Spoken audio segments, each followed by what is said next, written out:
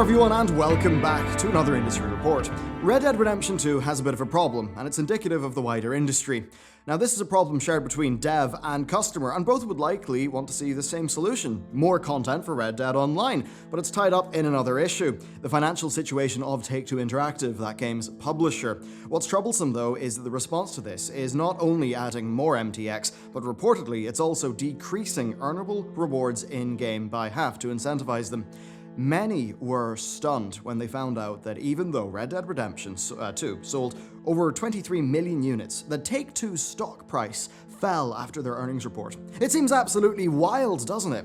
Well, part of the reason is analysts going just a little bit crazy. Grand Theft Auto Online makes an utterly tremendous, spooky amount of money for the company. Now, they have had, of course, this year-over-year growth that's been very strong, and they have a large war chest of cash. So why did their stock price fall? Well, it's quite simple: Red Dead Redemption 2 Online and analysts. Here's the thing with analysts. First, they actually do provide a very important pricing function in the market, but sometimes they get niches wrong. In fact, quite often they over-rely on past numbers.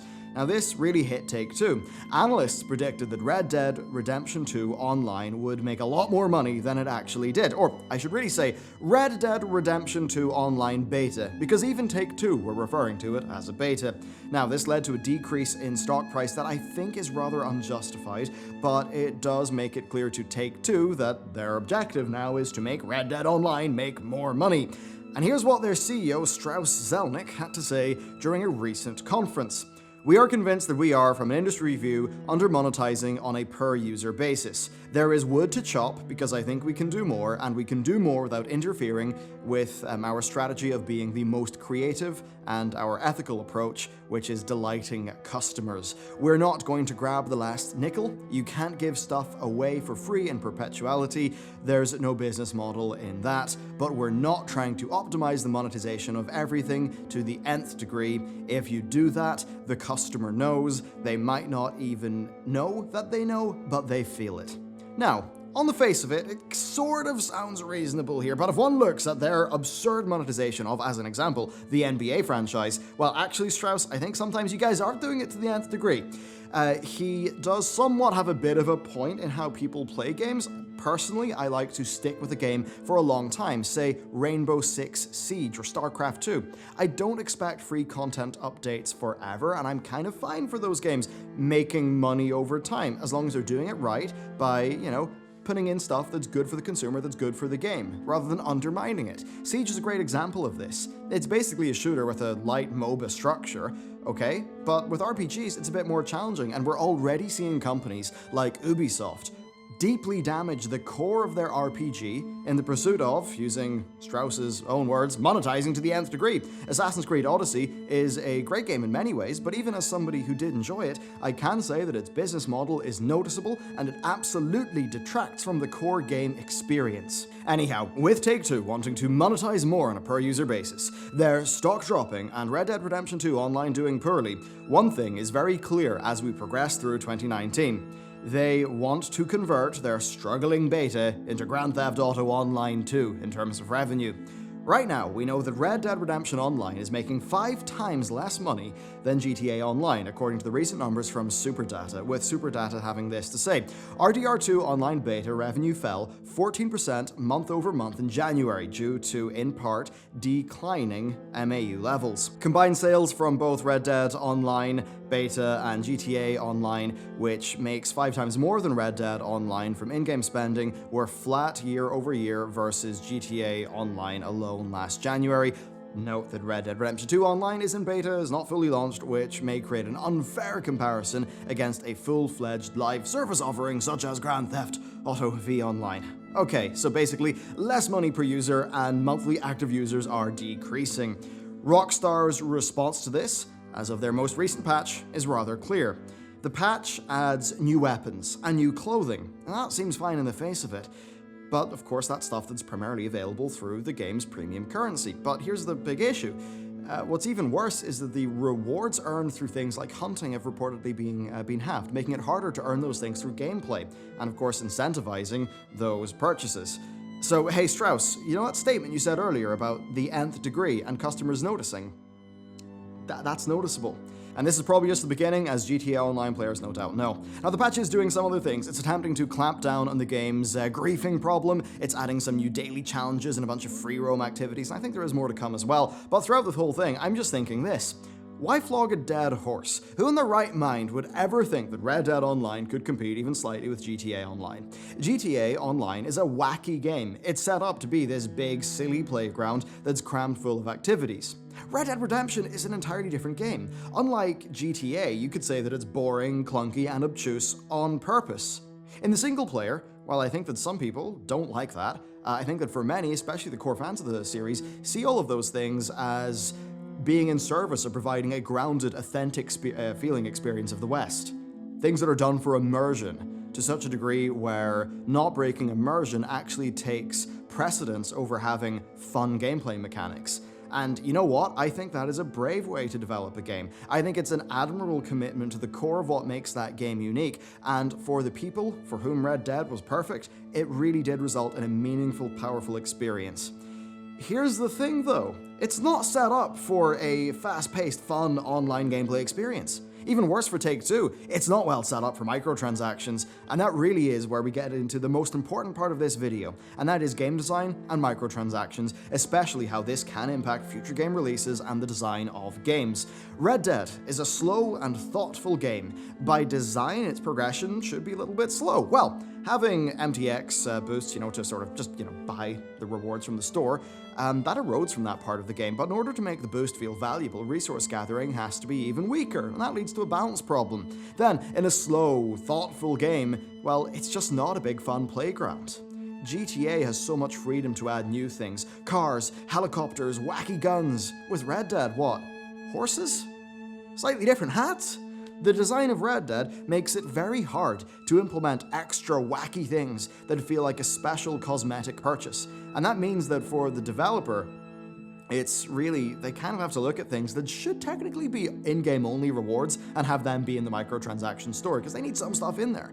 GTA has enough room for that crazy MTX stuff, RDO simply does not. MTX is more damaging to the core of Red Dead Online than it is to the core of the GTA Online one, and to be honest, GTA Online really does push it. They are flogging a dead horse here, they're attempting to squeeze more money out of Red Dead Online, but the more that they do that, the more that they will damage the core of what makes that game special. Over time, you'll probably see Red Dead Online become more gamey. You'll probably see a shift towards it being more microtransaction friendly. And that's just not going to be a good fit, because guess what? Red Dead is just not built to support that kind of thing. The fit of the business model to the product is always a challenging thing for our industry, and the problem is, it's something that will impact future releases. Assassin's Creed Odyssey is a prime example of this. It is a single-player historical/mythological RPG that has maybe a few science fiction elements in it. Yet, if you play that game, the ruinous effects of its microtransactions are apparent. First, they designed the game initially to be overly grindy, so that they could sell you a $10 balance fix. That honestly feels like the true balancing of the game. Then, the in-game rewards are quite a bit more boring than they should be, with much of the best-looking armor in the game being available for purchase through the store, not through completing in-game content. The same goes for the ship and the crew skins.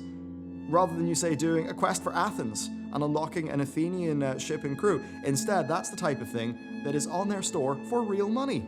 In an RPG, visual progression is a vital part of your overall character progression, and Assassin's Creed Odyssey sacrificed that for its monetization. And really, this is a great example that brings us on to the broader design problem here. Grand Theft Auto Online readily takes on microtransactions because of its broad setting and theme. Red Dead Online does not. Look how much money GTA Online is making, and look what happened when Red Dead Online did not make as much. Right? So moving forward, Strauss & Co. are likely going to feel that all of these market pressures mean they should be putting resources into something like Red Dead 3. Now, I'm not saying that Red Dead 3 is not going to happen, okay?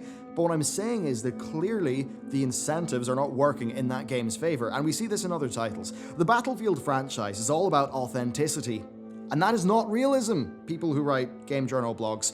Arma is about realism. And the differences between Arma and Battlefield illustrate my point. The initial Battlefield 5 trailer was wacky, horrific, stupid. I disliked it on YouTube, and I did not do that because of the immutable characteristics of those characters on screen. I did it because of the overly wacky customization elements, the prosthetics in battle, the wackiness, the weird swords and stuff, the way that those things just do not fit where the trailer was taking place. Why do those things exist? To further push cosmetic microtransactions that eroded the authenticity that makes Battlefield Battlefield.